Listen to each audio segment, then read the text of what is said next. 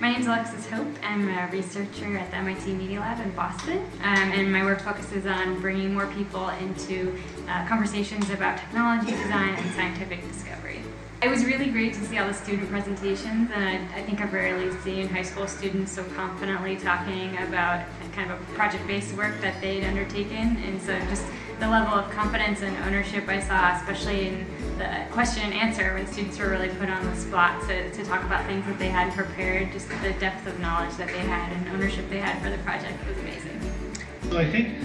providing and encouraging hands-on skill building at the high school level or even younger is really important so that the kids can begin manipulating the world that they're in, starting to pursue their ideas when they're younger,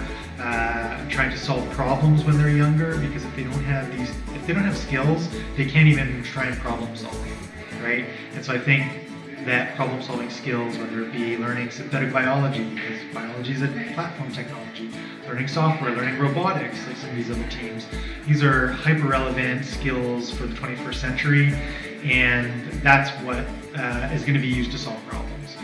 Yeah, I think one of the things I was most inspired by was the degree to which students are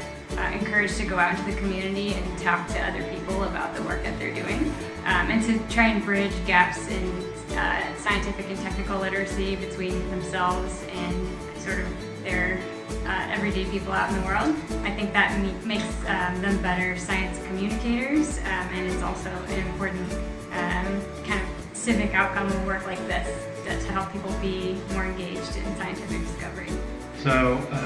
I think the aha for the kids in that they can change the world is a big part of these programs, which is great. The skills building so that they're enabled to solve problems is a big part of this program. And I think it's going to equip them for university if they want, or for starting entrepreneurial endeavors.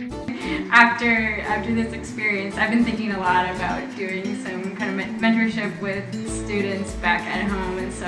yesterday I was just looking up opportunities to get involved in the Boston area,